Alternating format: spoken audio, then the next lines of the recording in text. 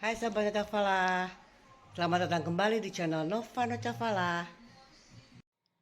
Jangan lupa like, subscribe, dan klik belnya. Terima kasih. Pada kesempatan kali ini saya akan membahas mengenai penyakit parvo pada kucing. Penyakit ini disebut juga felin distemper atau felin parvo, atau yang lebih dikenalnya adalah panleukopenia. Panleukopenia ini adalah penyakit virus yang sangat menular pada kucing. Penyakit ini disebabkan oleh virus parvo atau parvovirus. Makanya banyak juga orang yang menyebut penyakit panle ini adalah penyakit parvo. Biasanya jika terkena kepada anak kucing itu paling parah kalau mendapatkan atau terkena virus ini. Virus parvo menginfeksi dan membunuh sel yang tumbuh dan membelah dengan cepat, seperti usus dan janin yang sedang berkembang. Karena virus panleukopenia ada di mana-mana. Hampir semua anak kucing dan kucing yang terpapar virus ini nyawanya terancam. Kucing dari segala usia dapat terinfeksi virus ini. Anak kucing yang masih kecil atau kucing yang sakit dan kucing yang tidak divaksin adalah paling rentan terkena infeksi ini. Kondisi ini paling sering pada kucing usia 3-5 bulan. Kematian akibat panleukopenia lebih sering terjadi pada usia ini, yaitu antara 3-5 bulan. Kucing dapat mengeluarkan virus melalui urin, feses, dan cairan hidung atau ingus. Kucing yang terinfeksi cenderung menularkan virus dalam waktu relatif singkat, yaitu 1-2 hari. Akan tetapi virus dapat bertahan hingga 1 tahun di lingkungannya, sehingga kucing dapat terinfeksi kembali tanpa bersentuhan langsung dengan kucing lain yang terinfeksi. Jadi jika ada kucing kita yang terinfeksi panle, itu seluruh ruangan, seluruh rumah itu didesinfektan, dibersihkan benar-benar bersih, steril. Karena itu dia, virusnya bertahan sampai dengan 1 tahun. Bayangkan, dia akan menular kembali kepada kucing yang lain. Jadi harus diwaspadai. Baik tempat tidur, kandang, piring makan, dan tangan atau pakaian orang yang mengurus kucing yang terinfeksi dapat menjadi tempat virus dan menularkan ke kucing lain. Oleh karena itu sangat penting untuk mengisolasi kucing yang terinfeksi penyakit parvo ini.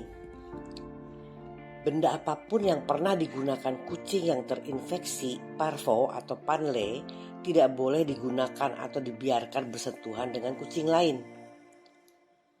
Orang yang mengurus kucing yang terinfeksi harus menjaga kebersihan yang benar-benar untuk mencegah penyebaran infeksi. Sedangkan gejala panleukopenia atau parvo dapat bervariasi dan mungkin mirip dengan penyakit lainnya seperti infeksi salmonella atau flu atau infeksi felin leukemia virus. Itu mirip. Kucing yang terinfeksi mungkin menunjukkan tanda-tanda yang mirip dengan yang terlihat saat kucing keracunan atau menelan benda asing. Virus ini menyebabkan kerusakan pada sel-sel yang melapisi virus, dan virus ini juga menyerang sumsum tulang dan kelenjar getah bening, mengakibatkan kekurangan semua jenis sel darah putih atau panleukopenia dan sel darah merah atau anemia.